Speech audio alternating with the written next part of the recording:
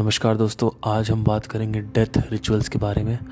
तो आपने सुना होगा जैसे कि 13 दिन तक खाना नहीं बनना है। 13 दिन के बाद एकदम से भजन होने लगता है, खाना बनने लगता है, बन जाता है और खिलाया जाता है। फिर औरतों को शमशान घाट नहीं जाना है, नॉर्थ की तरफ सर करना है और मर्दों को बाल कटा लेने हैं, शमशान से आके नहाना है, पुराने कपड़े नहीं पहनने हैं, कपाल को फोड़ना है, जो सर है उसको फोड़ देते हैं हम जब मरता है आदमी। तो ये सारे डेथ रिचुअल्स हैं हमारे हिंदुज़म में और इस कल्चर में। तो ऐसा क्यों है और क्या ये फालतू है? बिल्कुल फालतू नहीं है। इसको बनाने का बहुत बड़ा रीज़न है, क्योंकि ऐसे ही ये डेथ रिचुअल्स नहीं होते हैं। आज हम इसके ऊपर बात करेंगे कि ये क्यों होता है और इसका पीछे का जो साइंस है वो क्या है। तो इसको समझने से पहले हमें ये समझना होगा कि वासना क्या होती है। देखिए, कोई भी डिज़ायर अगर बर्निंग डिज़ायर है तो वो कंपल्सिव डिज़ायर है। तो कोई भी कंपल्सिव डिज़ायर अगर है तो उसको हम वासना बोलते हैं, वो वास्ता है। जैसे for example, I am interested in swimming but I want to do swimming anyhow, this is वासना। So there is a difference between interest and burning desire, right? You are interested in doing business, I have to do the business. जैसे कोई पगला जाता है ना लड़कियों के साथ सच्चे प्यार में, मुझे सच्चा प्यार करना है, मुझे वो पसंद है, आई लाइक हिम। अभी आप उससे सिर्फ इंटरेस्ट ले रहे हो, हाँ बात करते हो, लेकिन जैसे जैसे संपर्क गहरा होता जाता है, गहरा होता जाता है, गहरा होता जाता है, संपर्क बना रहता है। एकदम ध्यान से पकड़ना, मैं थोड़ा तेज बोल रहा हूँ, आज मैं जल्दी में हूँ, थोड़ा सा तेज बोल रहा हूँ, मेरा ध्यान से पकड़ना। संपर्क जब तक बना रहता है तो अटैचमेंट और गहरा होता है। ये बहुत बड़ी बात है, नहीं समझ पाएगा कोई इसकी जो गहराई है। इसकी गहराई अगर आप समझ जाओ ना तो आप आधी से ज्यादा लाइफ की मिस्ट्री सॉल्व हो जाएगी। देखिए, एक लड़का लड़की मिलते हैं, उसके बाद उनको प्यार होता है, उसके बाद धीरे धीरे इंटरेस्ट आता है, फिर उनका डिजायर आता है, फिर वो बर्निंग डिजायर हो जाता है, फिर वो रह ही नहीं पाते एक दूसरे के बिना। ये क्या है? संपर्क। इन सब की एक अगर रस्सी है जो इसको आगे बढ़ाती है, वो रस्सी जो है वो है संपर्क। अगर उस रस्सी को काट दें तो बंधन खत्म हो जाएगा। बंधन गांठ ढीली हुई, संपर्क टूटा, लड़का मूव ऑन, लड़की मूव ऑन। 6, 7, 8 महीने, 12 महीने बाद। हाँ, अगर माइंड में तुम संपर्क बना के चल रहे हो तो तुम 10 साल में भी नहीं भूल पाओगे। फिजिकली वो लड़की जा चुकी है, ये मैं पहले बात कर चुका हूं। ब्रेकअप से कैसे रिकवर हो, तो उसमें मैंने बात करी थी, मैं इसमें इतना नहीं जाऊंगा। सिंपल मैं कह रहा हूं, contact is the foundation of the attachment. If you remove the contact, if you cut the contact, the attachment will eventually, gradually, धीरे धीरे विल कम डाउन। जो मोह है वो धीरे धीरे नीचे गिर जाएगा। ठीक है, वृद्धाश्रम इसीलिए जाते थे लोग। वृद्धाश्रम इसीलिए जाते थे कि अपना बीवी, बच्चा, करियर, पैसा, प्रॉपर्टी सब छोड़ के जाते थे, जिससे उनका जो संपर्क है वो टूटे। जब संपर्क टूटेगा तो क्या होगा कि मरते वक्त जो मृत्यु होगी वो हेल्दी मृत्यु होगी। ना व्हाट इज हेल्दी मृत्यु और नॉन हेल्दी मृत्यु? हेल्दी मृत्यु वो मृत्यु है जो हार्डली 0.001% लोगों को होती है। मतलब क्या? एक इंसान है जिसमें कोई वासना नहीं है और वो तब मर रहा है, तो जमीन आसमान का अंतर है। और एक इंसान है जिसके अंदर वासना है और वो तब मर रहा है, तो इसमें एक अलग तरीके की प्रोसेस है। जिस इंसान के अंदर वासना है और वो मरा, तो वो अभी भी वही चीज एक्ट आउट करना चाहता है। वो फूड एंड सेक्स के पीछे भाग रहा है, करियर बनाने के पीछे भाग रहा है, पैसे के पीछे भाग रहा है, अपने बीवी बच्चों से अटैचमेंट है, अपने कपड़ों से अटैचमेंट है, बाइक से, कार से अटैचमेंट है, हर चीज से अटैचमेंट है। तो अब ऐसे में क्या होगा कि वो हेल्दी डेथ नहीं है। ठीक है, तो 13 दिन का मैं अगर सिंपल सा एग्जांपल लूं कि 13 दिन बाद खाना क्यों बनता है, 13 दिन तक खाना क्यों नहीं बनता, पहले देखते हैं। अगर 13 दिन तक खाना नहीं बनेगा तो क्या होगा कि it will help the being, the disembodied being to move on. You don't want to disturb them because these things attract. Food, water, sex in the house, all these things attract them. If you take out your sperm and throw in the corner and somebody has died, it will be a lot of problem. बहुत ज़्यादा दिक्कत हो जाएगी। किसको? डिसएम्बॉडीड being को। तो जो dB है यानी डिसएम्बॉडीड बीइंग है, उसको हमें पहले ये समझना है कि क्या उसके पास आंखें, पैर, सर ये सब होता है? नहीं होता। कि वो खड़ा है हमें देख रहा है, अगर उसके पास ये होता, पैर होता तो ही तो खड़ा होगा ना। वो देख रहा है, उसके लिए तो आंखें चाहिए। तो आप इसको ऐसे समझो कि इनका कोई फिगर नहीं होता है, there is no form. Okay, it is like a hazy smoke, ऐसे समझ सकते हो, ठीक है। और जब लाइफ प्रोसेस, जब आदमी मरता है तो उसका कोई कंट्रोल नहीं होता है कि उसके बाद वो क्या कर रहा है। वो टेंडेंसीज के थ्रू जाता है, जो उसके हैबिचुअल पैटर्न्स हैं उसके थ्रू जाता है, ठीक है। फॉर एग्जाम्पल, अगर कोई फूड कर रहा है, तो अगर फूड घर पे बना हुआ है मरने के बाद, तो there is a high possibility कि वो वहीं पे हवर अराउंड करेगा, इट विल वंडर अराउंड, भटकेगा वहाँ पे। भटकने का मतलब ये नहीं है कि वो पैर है वो चल रहा है, नहीं। It is just like a smoke, it is just travelling like here and there. जो प्राण में कोश है, विज्ञान में कोश है और आनंद में कोश है, वो अभी भी है और मनोमय कोश का एक अंग है। तो होता क्या है कि इंसान कॉन्शियस तो नहीं होता है, पर लाइफ प्रोसेस एक्ट कर रही होती है।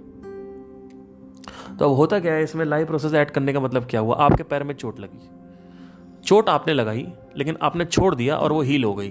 तो चोट के बाद आपके पैर को किसने हैंडल किया? किसने हैंडल किया? नेचर ने हैंडल किया। वैसा ही मृत्यु के बाद, मृत्यु एक चोट है, उसके बाद कौन हैंडल करेगा? नेचर हैंडल करेगा। तो नेचर का अपना जो प्रोसेस है वो मैं आपको बता रहा हूं, इसमें कोई भी इंटरवीन नहीं कर सकता, ठीक है। वो तब कर सकते हैं जब आप महासमाधि में मरे हो और योगी हो बहुत बड़े, तो कॉन्शियस हो सकते हो थोड़ा बहुत, वो भी 10 से 20%।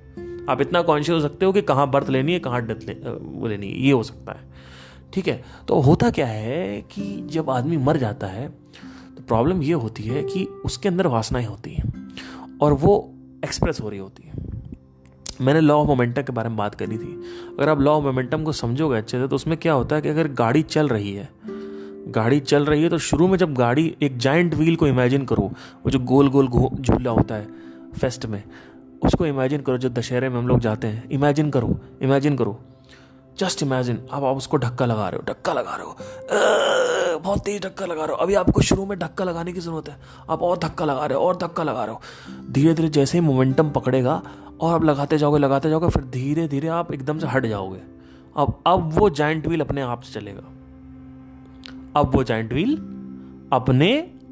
चलेगा, इसको बोलते हैं मोमेंटम। अब आपकी उसमें जरूरत नहीं है, लेकिन अब रोकना मुश्किल है क्योंकि स्पीड पकड़ लिया है, गति पकड़ लिया है, अब रोकना मुश्किल है। ये जब बिना आपके इंटरवेंशन के घूमता है, ये जो जाइंट व्हील है, जब बिना आपके इंटरवेंशन के घूमता है, इसको बोलते हैं वासना या फिर हैबिट्स, ठीक है। ये हैबिट्स होती हैं। लिफ्ट में गए, ऑटोमेटिक फोन निकल रहा है, ट्रैफिक में खड़े, ऑटोमेटिक फोन निकल रहा है, ये हैबिट्स है। जब आप इसमें इंटरवेंशन करते हो तो आप कॉन्शियस बोलते हैं, आप कॉन्शियस हो जाओ कि हाथ में मोबाइल है बट इंस्टाग्राम पे नहीं जा रहा है, तो यू आर कॉन्शियस, तो आप इंटरवेंशन कर रहे हो। लेकिन अगर आप कुछ और सोच रहे हो तो अपने आप मोबाइल निकल रहा है, अपने आप इंस्टाग्राम खुल रहा है, राइट। सो ऐसे ही जब आदमी मर जाता है तो मोमेंटम बना हुआ है, अब एकदम से ढक से तुम मर गए, तो अब क्या, वो मोमेंटम जो है वो आगे अपना कंटिन्यू होगा। कौन से मोमेंटम होंगे? जो भी वासनाएं हैं, किसी भी तरीके की वासना है, जिस भी चीज से अटैचमेंट है, किसी भी चीज से अटैचमेंट है, जिस भी चीज से अटैचमेंट है, उसमें एक पर्टिकुलर सिग्नेचर एनर्जी आपकी एंटर हो जाती है। जैसे फॉर एग्जाम्पल, मैं इस बेड पे बैठा हुआ हूं, तो इस बेड पे जो मेरी एनर्जी है वो स्टोर्ड है। मेरी बाइक है, उस पर एनर्जी मेरी स्टोर्ड है, मेरी पत्नी है, उस पर मेरी एनर्जी स्टोर्ड है। जब मेरी एनर्जी उस पर स्टोर्ड है तो मैं उससे अटैच्ड हूं। ये एनर्जी को यूज करके बहुत सारे ब्लैक मैजिक्स किए जाते हैं, जैसे कि बाल ले लिया, ये ले लिया, वो ले लिया। वो क्या कर रहे हैं, आपका एक पर्टिकुलर कुछ कंपोनेंट लेना है जिसमें एनर्जी है, जैसे चड्डी ले ली। अब चड्डी को क्या करेंगे, चड्डी क्यों ली? क्या वो सूंघेंगे बैठ के आपकी चड्डी को? नहीं, चड्डी इसलिए ली क्योंकि चड्डी सबसे नजदीक है शरीर के। शरीर का जो प्राण एनर्जी है, यानी प्राणिक सिग्नेचर है, हर एक इंसान का सिग्नेचर होता है, क्योंकि जो प्राण है वो भौतिक है, और भौतिक में हर चीज सिग्नेचर में होती है। जब भौतिक जगत को अगर आप देखोगे तो भौतिक जगत में सब कुछ अलग अलग दिखेगा, पेड़ अलग है, पेड़ की 1000 वैरायटीज है, जानवरों की 1000 वैरायटीज हैं, इंसान के 1000 वैरायटीज हैं, इंसान के जो फिंगरप्रिंट है उसमें 1000 वैरायटीज के फिंगरप्रिंट है, और सब एक दूसरे से अलग है, सब एक दूसरे से अलग है। ठीक है, तो अब क्या होता है, देखो मेरी बात समझने की कोशिश करिए। होता क्या है कि अगर आप भौतिक जगत को ऑब्जर्व करोगे तो इंसानों के अंदर इंसानों की आवाज अलग है, इंसानों का चेहरा अलग है। इसीलिए तो दिक्कत हो रही है लोगों को समझने में कि मैं ये सब कुछ हूं। अगर सबकी शक्ल एक होती, सारे प्लैनेट एक जैसे होते, तो डिफरेंशिएशन किंग फैक्टर तो है ही नहीं, there is no differentiation only. तो उससे क्या होता, आप किसी भी रिक्शे वाले को समझा दो, समझ में आ जाएगा, अच्छा हाँ हाँ समझा, वो कहेगा आपको क्या समझा, मुझे पता है मैं यूनिवर्स हूं, मुझे पता है मैं ब्रह्मांड हूं। लेकिन प्रॉब्लम क्या है, लोगों को समझ में क्यों नहीं आ रहा है? अरे जो मेरी गर्लफ्रेंड है साक्षी, उसकी आवाज़ अलग है, जो मेरी दूसरी गर्लफ्रेंड है उसकी आवाज़ अलग है, जो मेरी तीसरी गर्लफ्रेंड है उसकी आवाज़ अलग है, तो मुझे कैसे लगेगा ये तीनों एक हैं और मैं एक हूं? मैं कैसे एक हूं? मैं और मेरा दोस्त एक कैसे हो सकते हैं? उसकी शक्ल अलग है, उसका फिंगरप्रिंट अलग है। देखिए भौतिक जगत की एक क्वालिटी बता रहा हूं, भौतिक जगत को अगर आप प्रॉपरली ऑब्जर्व करोगे तो सब कुछ अलग मिलेगा, और भौतिक जगत में ही प्राण है। प्राण भौतिक जगत का हिस्सा है। ठीक है, प्राण जो है, जहां जीवन है वहां पे प्राण है। अब आप कहोगे कि जो एनर्जी है सारी दुनिया में वो सब जगह प्राण है, नहीं, प्राण जहां पे जीवन है वहीं पे प्राण है। और उसके बाद क्या होता है, जो दूसरी एनर्जी है जिससे सब कुछ बनता है, वो एक डीपर लेवल की एनर्जी है, वो इस एनर्जी से डिफरेंट है, लेकिन निकली इसी एनर्जी से है। जैसे फॉर एग्जाम्पल पेड़ और इंसान और जानवर, ये तीनों एक ही चीज से बने हैं, मिट्टी से, वैसे ही उसी एनर्जी से सब कुछ बना हुआ है। लेकिन जो प्राण है वो साउंड ऑफ साइलेंस की जो एनर्जी है वो नहीं है, वो that is different from that. हालांकि अगर आप साउंड ऑफ साइलेंस को सुनोगे, उसकी साधना करोगे तो प्राण बढ़ेगा, वो एक अलग चीज है, उसको विश्व शक्ति बढ़ेगी, वो अलग चीज है, निकला उसी से है, बर्थ उसी से है। लेकिन दोनों को अगर आप समझने की कोशिश करोगे तो आपको अभी उसको साइड रखना पड़ेगा। जो सबसे डीपेस्ट एनर्जी है वो प्राण से अलग है, भिन्न है, भिन्न भिन्न है। भौतिक जगत की जो प्रकृति है वो भिन्न है, समझने की कोशिश करिए।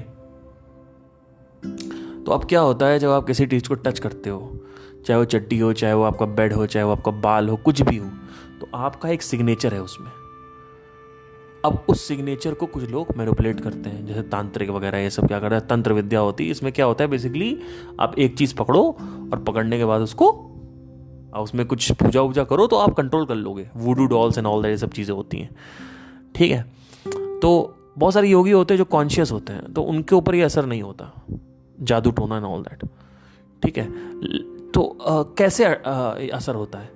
असर ऐसे होता है कि वो लोग क्या करते हैं, वो लोग अटैचमेंट अगर आपका किसी भी चीज से है तो उस पर अटैक करेंगे, उससे आपका जिस पे भी आपका अटैचमेंट है, आप समझ लो कि वो चीज वो मैनिपुलेट कर सकते हैं। ठीक है, तो अगर अटैचमेंट नहीं है, मान लो मेरा इस बिस्तर के साथ अटैचमेंट नहीं है, तो क्या होगा, मेरी बिस्तर में एनर्जी तो है लेकिन कोई फर्क नहीं पड़ेगा। तो देखिए यहां पे दो चीज अलग है, प्राण का स्टोरेज, प्राण का जो सिग्नेचर जो आपके चड्डी में पड़ा हुआ है, वो चड्डी एग्जांपल ले रहा हूं, समझ में जल्दी आएगा। चड्डी में जो पड़ा हुआ है, आपका जो एनर्जी सिग्नेचर वहां पड़ा हुआ है, और आपका अटैचमेंट उससे है कहीं ना कहीं। ठीक है, या फिर आपका अटैचमेंट आपकी बीवी से है, बच्चों से है, सबका अटैचमेंट है। तो अब क्या होता है कि आप अटैच्ड हो, energy wise also, emotion wise also, दोनों वाइज आप अटैच्ड हो।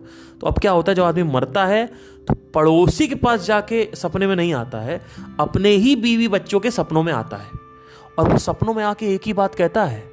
कोई भी बात अगर वो कहेगा तो आप वो वासना से रिलेटेड है। एक डेथ हुई थी, डेथ हुई आज से कुछ, आई थिंक ये जे कृष्णमूर्ति जी ने भी कहानी सुनाई थी, आई थिंक ऑलमोस्ट 100-150 साल पहले की बात है।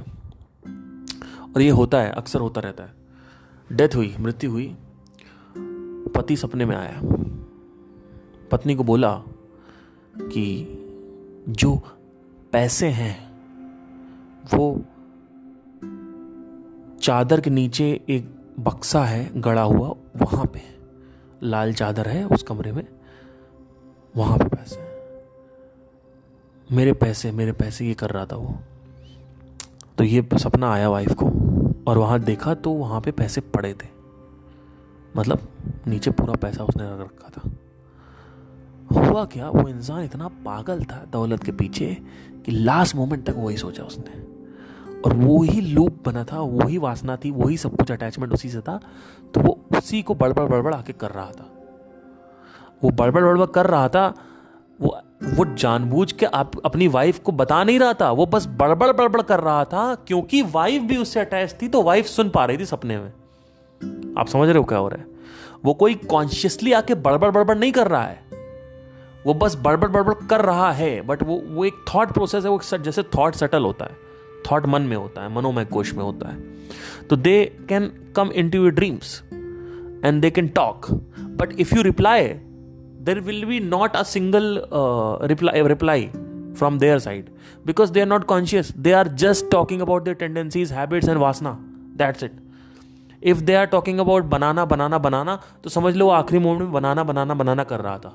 आखिरी मोमेंट में बोलते हैं राम राम राम बोलने के लिए, जिससे कि थोड़ी सी एक लास्ट मोमेंट पे कुछ खुशी आ पाए माइंड में, थोड़ा सा सुकून आ पाए। तो एग्जिट जो है उसमें थोड़ा सा इतना सफरिंग नहीं होती है। जब आप सुसाइड करते हो या अकाल मृत्यु होती है तो सफरिंग होती है। सफरिंग इसीलिए होती है क्योंकि आपको जो करना था आप वो नहीं कर पाए।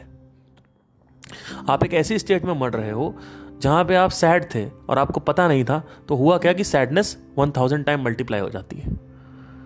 क्योंकि आप जब मर रहे थे तो उस वक्त जो स्टेट थी वो स्टेट सस्टेन होती है आगे की तरफ। तो अब क्या होता है, ये सब फैसिलिटेट करने के लिए डेथ रिचुअल्स रखे गए हैं।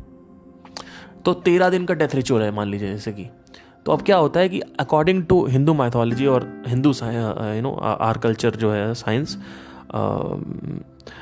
इसमें क्या होता है 13 दिन तक आपको रुकना पड़ता है, खाना पीना ना बनाइए आप, जिससे आदमी को हेल्प मिल सके कि वो आगे मूव ऑन कर सके। आगे मूव ऑन क्या होता है, प्रेत योनि में गए। प्रेत योनि क्या होती है, स्टैंड बाय पीरियड होता है। आप जवान थे, आप एकदम से बॉडी से जॉल्टेड आउट हो गए हो, एकदम से डिसएम्बॉडीड बीइंग हो गए हो आप, है ना। अब क्या होगा, आपकी जो एनर्जी है वो अभी एक पर्टिकुलर फ्रीक्वेंसी पे चल रही है, बहुत तेजी से आप वाइब्रेट कर रहे हो। तो जो वूम्ब है उसमें उतनी एनर्जी नहीं चाहिए, उसमें फीबल एनर्जी चाहिए, उसमें ऐसी एनर्जी चाहिए जो छोटी सी एनर्जी हो, जो ज्यादा वाइब्रेट ना करे, जो कंपन जिसका ज्यादा ना हो। तो अब आपको स्टैंड बाय पीरियड में रहना पड़ेगा।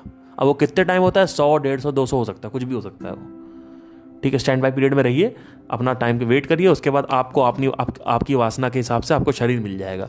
आपने पूरी जिंदगी सिंगिंग किया है, तो जो नेक्स्ट आपका जो बॉडी है उसमें vocal cord, universe will make sure कि आपका जो वोकल कॉर्ड है बॉडी में अच्छा मिल जाए आपको, जिससे आप वही चीज जो पहले कर रहे थे वही नाटक आप बाद में कर सको। इसको बोलते हैं प्रारब्ध कर्म।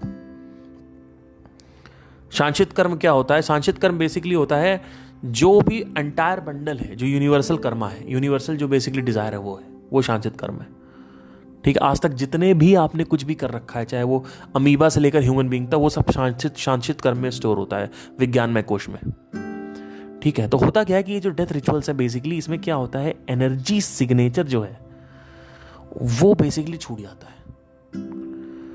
हर चीज में जहां भी एनर्जी सिग्नेचर है, देखिए डेथ हुई तो आप वहीं भटकोगे जहां पे आपका एनर्जी सिग्नेचर है। आपकी बाइक, आपका कार, आपकी बेटी बच्ची, यहीं पे, क्योंकि आप उनसे ही कम्युनिकेट कर सकते हो। क्योंकि एनर्जी जो बची कुची रेसिजुअल एनर्जी है, शरीर तो जला दिया गया, लेकिन शरीर का जो प्राण एनर्जी थोड़ी बहुत जो रेसिजुअल है, जो बचा हुआ है, वो इन्हीं सब चीज़ों में है, बिस्तर में है, यहाँ है, वहाँ है। तो क्या होता है, आपके पास जो एक्सेस है वो यहीं पे है, तो ऑटोमेटिकली जो वासनाएं हैं वहाँ से एक्सप्रेस होती हैं। देखिए अब कितनी कमाल की चीज़ निकल के आ रही है, मैंने खुद नहीं देखा था। पहले वासना शरीर से एक्सप्रेस हो रही होती है। मैं पैदा हुआ हूँ, मैं एक वासना को लेकर पैदा हुआ हूँ, ठीक है, मैं पैदा हुआ, अब वो वासना धीरे धीरे निकलने लगी, ठीक है, निकलने लगी, तो अभी शरीर से निकल रही है। लेकिन शरीर जो है वो प्राण का एक गुच्छा है, और शरीर जहां जहां छूता है, जहां जहां शरीर संपर्क बनाता है, वहां पे प्राण को डाल देता है। मान लीजिए जो मेरा शरीर है उसमें तो प्राण है ही है, तो अभी सारी जो एक्सप्रेशन हो रहा है वो इस प्राण से हो रहा है, जो बड़ा प्राण का गुच्छा है उसको शरीर बोलते हैं। लेकिन जब मैं अपनी वाइफ को छू रहा हूँ यहाँ वगैरह, तो उसके अंदर भी मेरा जो प्राण है थोड़ा बहुत एंटर कर रहा है। ठीक है, किसी को भी, इसीलिए हमारे नमस्ते करते हैं, क्योंकि हम नहीं चाहते एनर्जी एक्सचेंज हो। ठीक है, इसलिए हमने नमस्ते किया है, हम हैंड चेक नहीं करते।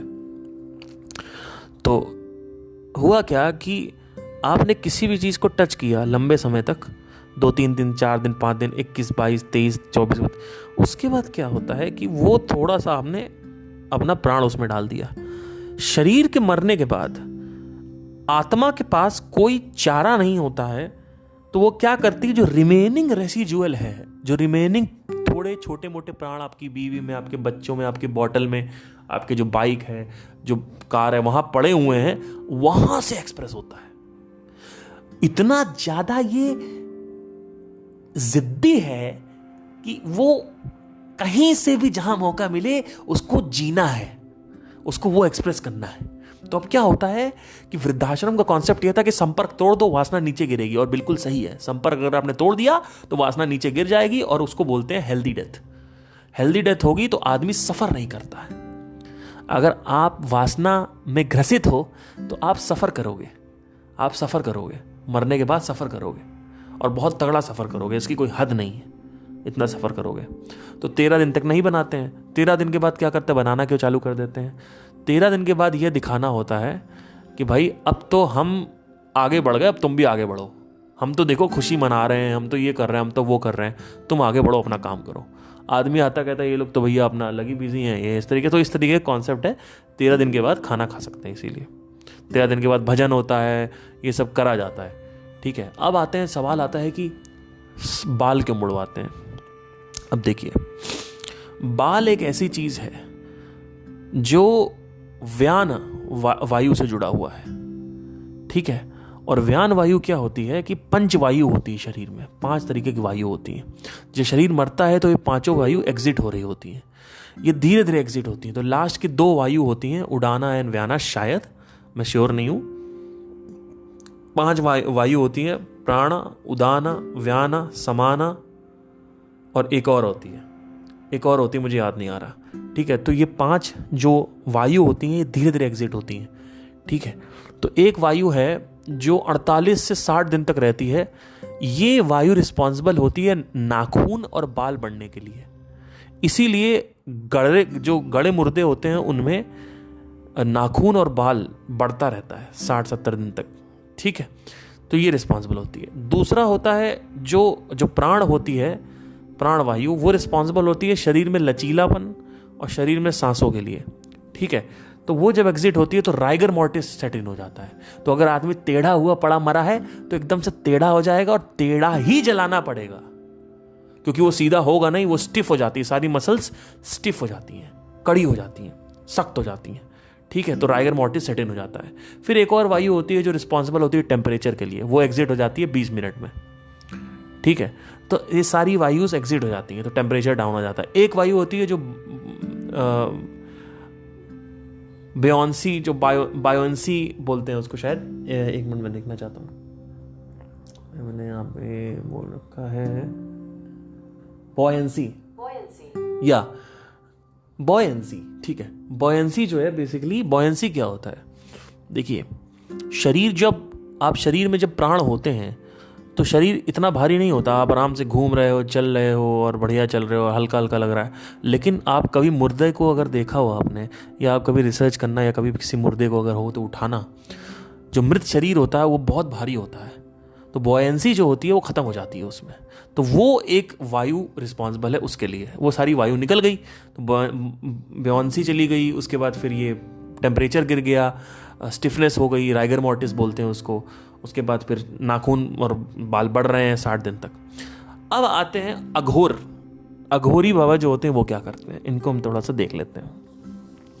अघोरी बाबा क्या करते हैं, ये जो मृत शरीर होता है इसमें जो व्यान वायु होती है, जो रिस्पॉन्सिबल होती है बालों के लिए और नाखूनों के लिए, और बाकी की जो वायु होती है पंच वायु, तो उनको ये लोग बैठ के शव साधना करते हैं और अपने अंदर खींचते हैं ये 5 वायु को शव साधना के थ्रू। कभी शव साधना गूगल पे सर्च करना, आपको समझ में आएगा। ये लोग क्या करते हैं, बनारस वगैरह आप जाओगे तो जब ये शरीर लेके एंटर करोगे तो ये लोग पीछे पड़ जाएंगे, अरे हमें दे दो, हमें दे दो, हमें दे दो, हमें दे दो, हमें दे दो, हमें दो। तो उसको बड़ी काशी वगैरह अगर आप जाओगे जलाने के लिए तो आपको बड़ा ध्यान रखना पड़ता है कि इसको भैया जला के एकदम से सही से रखें, तो दिक्कत हो जाएगी। तो नहीं तो ये बैठेंगे और ले जाएंगे शरीर को, वहाँ पे बैठ के उस पर शव साधना करेंगे। ये लोग बहुत तगड़े होते हैं, मतलब ये आप शरीर को गाड़ के जाओ, शरीर को गाड़ा हुआ शरीर निकाल के उसको बैठे हुए शव साधना करते हैं उसके ऊपर। तो ये सब चीज़ें करते हैं ये लोग। तो और ये बहुत ताकतवर भी होते हैं क्योंकि ये वासना को खींचते हैं, सॉरी ये वायुओं को खींचते हैं, जो पंच वायु है उसको खींच लेते हैं। तो ये हो गया। अब बात करते हैं कि बाल जो है उसको क्यों कटाना होता है। बाल कटाने के लिए क्या होता है, जब आप शमशान में होते हो तो वायु एग्जिट हो रही है और बाल जो है वो रिसेप्टर होता है, वो स्टोर कर लेता है इन वायु को। तो हमारा कॉन्सेप्ट क्या है कि अब मैंने क्या बताया था, मैंने ये बोला था कि जहां भी ये वायु स्टोर है, ये प्राण स्टोर है, वहां पे वो बीइंग जो है, there is a high possibility कि वो जो बीइंग है वो एक्सप्रेस करने की कोशिश करेगा। तो ऐसे में बाल अगर आपके सर पे हैं तो डिस्टर्बेंस होता है, उसको भी होता है और आपको भी होगा, सर दर्द होगा, सिकनेस होगी अल्टीमेटली। तो इससे अच्छा है बाल कटा दो, क्योंकि उसमें जो उसका प्राण है वो स्टोर्ड है, और जहां भी प्राण स्टोर्ड है वहीं से वो एक्सप्रेस करता है। ठीक है, पड़ोसी के घर में जाके एक्सप्रेस नहीं करता, जहां भी प्राण स्टोर है वहीं पे एक्सप्रेस करता है। इसीलिए सपने आते हैं, इसीलिए होता है। और सपने भी ऐसे आएंगे कि प्राण हमें बचाओ, हमें वापस लाओ, हमें ये खाना है, हमें वो खाना है, हमें ये इस तरीके की चीज़ें होती हैं। तो अब क्या होता है कि 13 दिन तक बेसिकली कुछ भी नहीं बनता है, क्योंकि हमारा ये आइडिया है कि अगर हम नहीं बनाएंगे तो अच्छा है कि वो फैसिलिटेट करेगा उसको आगे बढ़ने के लिए, डिसअपॉइंटेड बीइंग को। इसके बाद क्या होता है कि बाल कटने वाला हो गया। फिर कपाल को क्यों तोड़ते हैं? कपाल को इसलिए तोड़ते हैं क्योंकि जब महासमाधि होती है तो कपाल तोड़ के निकलता है शरीर, सहस्रार से जो जीव है वो सहस्रार से निकलता है। अभी जो जीव है वो नीचे रूट चक्र से निकलता है, ठीक है, मूलाधारा चक्र से निकलता है। तो मूलाधारा चक्र से जब शरीर से जो जीव है निकलता है, जो डिसअपॉइंटेड बीइंग है, यानी जो आत्मा है बेसिकली, अगर उसको बोलें, इस वर्ड को मैं कम यूज कर रहा हूँ जिससे डरे ना लोग, बेवकूफ लोग कई लोग सुन रहे होते हैं। तो आत्मा जब निकल रही होती है मूलाधारा चक्र से, तो होता क्या है कि आदमी जो ये है क्या बोलते हैं, मल मूत्र त्याग देता है। आपने देखा होगा कि लोग मरे तो टट्टी पेशाब निकल गया, तो इसलिए हुआ क्योंकि वो निकला ही वहां से है। तो जहां भी एनर्जी कॉन्सेंट्रेटेड है, पूरी जिंदगी वो आदमी पूरा नीचे की तरफ रहा है, तो वहीं निकलेगा। फूड, सेक्स, सारी एनर्जी वहीं कॉन्सेंट्रेटेड है। कभी आप सेक्स करके देखो या मैस्टरबेशन करके देखो, आप देखोगे कि आपको और मैस्टरबेशन करने का मन करेगा, आपको और सेक्स करने का मन करेगा। आप सेक्स मंडे को करोगे, मंडे को शाम तक आपको और मैस्टरबेशन करेगा। क्या हो रहा है भाई, ये क्या हो रहा है, ये क्या हो रहा है, ये क्या हो रहा है? इसलिए हो रहा है क्योंकि वो जो शक्ति है वो वहीं पे कॉन्सेंट्रेट हो गई है, कुंडलिनी शक्ति जो है। ठीक है, तो अब क्या होता है, उसको ऊपर उठाना होता है, उसको यहाँ पे लाना होता है, ऊपर के 3 चक्रा पे। ठीक है, तो ऐसे होता है कॉन्सेप्ट। तो डेथ रिचुअल जितने भी होते हैं वो बेसिकली यही साबित करने की कोशिश कर रहे होते हैं कि उसको डिस्टर्बेंस ना हो, उसको प्रॉब्लम ना हो, और इंसान को भी प्रॉब्लम ना हो, वो आसानी से चला जाए। इसीलिए उसको बोलते हैं आत्मा को शांति दे, आत्मा को शांति दे, आत्मा को शांति दे, क्योंकि ये सबको पता है कि आत्मा को अशांत होती है, तभी तो बोलते हैं आत्मा शांति दे। ये अगर कोई सोचे RIP क्यों बोलते हैं, रेस्ट इन पीस, आपको कैसे पता है कि वो पीस में नहीं है? आपको बोलने की क्यों जरूरत पड़ रही है? इसका मतलब आप ये कह रहे हो कि there is violence, there is suffering, तभी तो आप RIP बोल के उसको रीइंफोर्स कर रहे हो। तभी तो आप बोलते हो आत्मा को शांति, आप रीइंफोर्स कर रहे हो ना उसको, आप उसको थोड़ा सा बोल के कर रहे हो। बोलने से थोड़ी कुछ होता है, वो तो उसके कर्म है, उस हिसाब से होगा। बोलो आत्मा को शांति, नहीं, उससे कोई फर्क नहीं पड़ता। अब आते हैं कि कपड़े क्यों नहीं पहनने चाहिए, कपड़े क्यों फेंक देने चाहिए। अगेन एनर्जी स्टोरेज है, तो उसका जहाँ भी एनर्जी स्टोरेज है उस इंसान का, तो वहाँ वो सारी चीज़ें डिस्कार्ड करनी होती हैं, क्योंकि वो अच्छी चीज़ नहीं है इंसान के लिए भी और आपके लिए भी। कभी कभी क्या होता है, कोई चीज़ रखी होती है एकदम से मूव हो जाती है, इसमें उस इंसान का कोई वो नहीं है। इट्स जस्ट दैट कि एनर्जी स्टोर है वहाँ पे, and you know it the life wants to express from somewhere it is possible. तो वो एक्सप्रेशन चाहती है। बेसिकली वासना का एक्सप्रेशन, वासना का एक्सप्रेशन, वासना का एक्सप्रेशन, वासना का एक्सप्रेशन, यही है बस, यही है। वासना को एक्सप्रेस होना है, एक्सप्रेस होना है, एक्सप्रेस होना है, यही है। Desire is the root cause of all suffering. I hope आपको समझ में आया होगा डेथ रिचुअल्स कैसे होता है, क्या होता है, वृद्धाश्रम का क्या रोल है, कपड़े क्यों नहीं पहनने चाहिए। अगेन आपको अगर कुछ भी और भी डेथ रिचुअल से रिलेटेड कुछ पूछना हो या आपके कोई क्वेश्चंस हो तो मुझे मैसेज कर दीजिएगा इंस्टाग्राम पे, मैं आपको वहाँ पे हेल्प कर सकता हूँ। मोस्ट प्रॉब्लम मैं अगले में इसको कवर करूँगा, लेकिन ज़्यादातर तो कवर हो चुका है ऑलरेडी, क्योंकि अगर आपको बेसिक फंडामेंटल समझ में आ गया तो आपको सब समझ में आ गया। इसको बार बार सुनिएगा तो आपको ज़्यादा समझ में आएगा, क्योंकि बहुत तेज़ी में बढ़ाने की कोशिश करी है इसको। और लास्ट टू लास्ट ये भी बता देता हूँ, राम नाम सत्य है, सत्य बोलो गत्य है, या फिर मुक्ति है क्यों बोलते हैं। राम नाम सत्य है, सत्य बोलो मुक्ति है क्यों बोलते हैं। राम का मतलब क्या होता है? राम का मतलब होता है, ये निकला है रम से, वो जो हर कणों कणों में रमा हुआ है। ठीक है, रम और हम, ये दो शब्द से राम बना है। और हम और रम में जो मां पे आप नीचे हलंत लगा दो, अब आप समझ जाओगे।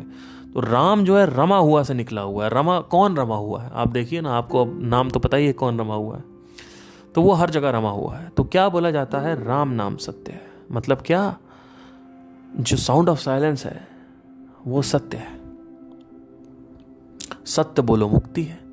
अगर तुम उसकी राह में रहोगे तो तुम मुक्त हो। क्यों? क्योंकि उसको समझ के, उसका बोध करके तुम बिगर पिक्चर देख सकते हो। तुम ये समझ सकते हो कि मैं ब्रह्मांड हूं, और तुमको अगर ये समझ में आ गया कि तुम ही ब्रह्मांड हो, तो तुमको ये सब छोटी मोटी चीजें सच में छोटी लगने लगेंगी। अभी ये छोटी मोटी चीजें तुम्हें बहुत बड़ी लग रही हैं कि ये जो भी चीजें हैं। तो होता क्या है? राम नाम सत्य है। राम मतलब क्या? कि राम मतलब क्या? Sound of silence. उसका नाम जो है वो सत्य है। मतलब इसकी ही पूजा करो, इसके ही साथ रहो, और सत्य बोलो तो मुक्ति है। सत्य अगर बोलोगे तो मुक्ति है। मतलब सत्य बोलो मतलब लिटरल बोलो नहीं, मतलब सत्य बोलो मतलब सत्य के साथ रहो, उसके बारे में बात करो, उससे रिलेटेड एक्शंस करो, तो मुक्ति है। मुक्ति मतलब क्या? हर चीज से मुक्ति। ऑब्वियसली जब किसी को समझ में आ गया कि मैं ब्रह्मांड हूं, तो हर चीज से मुक्ति ही तो है। मुक्ति ही तो है। वो दिखेगा सब जगह से कि बंधा हुआ है, लेकिन अंदर से वो मुक्त है। अंदर से वो मुक्त है, उसको कोई फर्क नहीं पड़ेगा अंदर से। बाहर से दुख होगा, ऊपर नीचे लहरें आई जाएंगी, ऊपर नीचे होगा, ऊपर तूफान आएगा जैसे समंदर में आता है, लेकिन नीचे समुंदर की जो तल है वहां पे सब कुछ सही रहेगा। अब सवाल ये आता है कि जब लाश जा रही है तो उस वक्त क्यों बोल रहे हैं ये? एक्चुअली ये एडवर्टाइज करने का बहुत बड़ा तरीका है कि लोगों के सामने जब लाश लेके जाओ और तब सत्य की बात करो तो लोगों को तमाचा पड़ता है। तो क्या बोला जाता है कि ये दिखाने की कोशिश करे जा रहे, देखो ये मर गया है और तुम कुछ नहीं कर रहे हो, तुम जिंदा हो, तो तुम सीख लो और तुम भी सत्य के साथ हो लो, सत्संग कर लो, नहीं तो तुम्हारे साथ भी ये होगा। और उस वक्त बोल के प्रचार किया जा रहा होता है, लेकिन अभी तो इसका कुछ और ही मीनिंग होगा, लोग तो समझते ही नहीं है।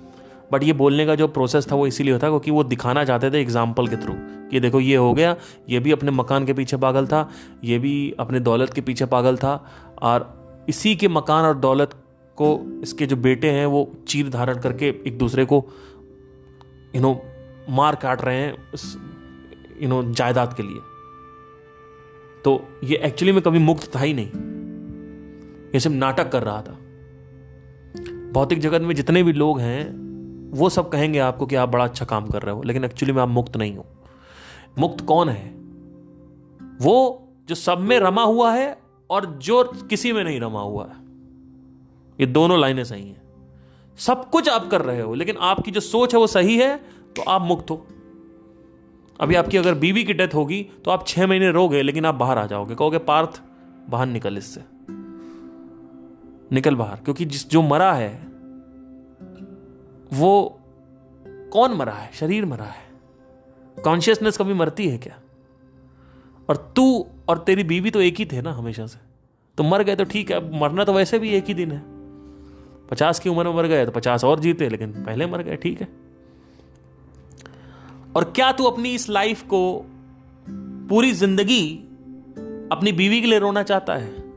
वो जो तेरा बच्चा मर गया उसके लिए रोना चाहता है? अगले 50 साल तेरे पास बचे हुए उसी में रोना चाहता है, जबकि वो कुछ हुआ ही नहीं है। मृत्यु क्या है अगर तेरे को समझ में आ गया है, जीवन क्या है अगर तेरे को समझ में आ गया है, तो अब रोने की जरूरत क्या है? ऊपर ऊपर से जो भी रोएगा, लेकिन दुख की जरूरत क्या है? रोना और दुख में डिफरेंस है। दुख एक ऐसी चीज है तो प्रोलॉन्ग पीरियड ऑफ टाइम के लिए रहता है। रोना मतलब क्या, 6-7 महीने आप रोए, खत्म हो गया। ऊपर ऊपर से रो रहे हो, लेकिन आप अंदर से उस वक्त भी दुखी हो, लेकिन आप बाहर आ जाओगे। आपका आत्मबल इतना गहरा है क्योंकि आपकी जो समझ है, आपका जो विजन है, वो कहीं और है।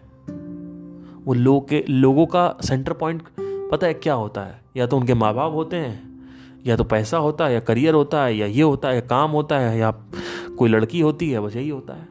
लेकिन एक आत्मज्ञानी का जो बिंदु है, सेंटर पॉइंट है, वो कुछ और है। उसको मैं शब्दों में बयान नहीं कर सकता। वो इतना बड़ा है, इतना बड़ा है कि आपकी सोच से भी ऊपर है वो। तो जब ऐसी समझ होने लगती है धीरे धीरे, तो क्या होता है? धीरे धीरे टाक, अब चीजों से बाहर आ जाओगे, रोगे, बाहर आ जाओगे। डेथ को अगर आप समझोगे अच्छे से कि डेथ क्या है, अब आपको मैंने डेथ का एक दूसरा वो दिखाया है साइड। क्योंकि देखिए, ये सब पहले मैं बहुत क्वेश्चन किया, मैंने कहा ये तो ऐसे नहीं यार, ये मतलब मरने के बाद तो ये इतना क्या, और ये वो ऐसा नहीं होता है, मतलब ऐसा नहीं होता होगा। फिर मैंने देखा डेथ रिचुअल्स और आत्मज्ञान, और इसमें से गया, मैंने कहा यार ये तो बात तो सही है, इसको तो क्वेश्चन ही नहीं कर सकते। और लॉ ऑफ मोमेंटम भी अगर वही बात कर रहा है जो मेरे लॉज हैं, तो फायदा क्या है इसका? फिर तो मतलब सोच के कि ये झूठ है, झूठ तो नहीं है, ये सच है। तो शरीर को जलाने की जो प्रथा है, वो प्रथा इसलिए है क्योंकि हम तुरंत गेम ओवर करना चाहते हैं। हम नहीं चाहते कि हमारा कोई रेसिडुअल पड़ा रहे वहाँ पे और आदमी को डिस्टर्बेंस हो। तो ये था बेसिकली यहाँ पे हमारा पूरा का पूरा डेथ रिचुअल के ऊपर लेक्चर। अगर आपको समझ में आया है तो प्लीज़ स्क्रीनशॉट लेके मुझे बताएं, काफ़ी खुशी होगी कि आप लोग सीख रहे हैं। Thank you, have a nice day, take care.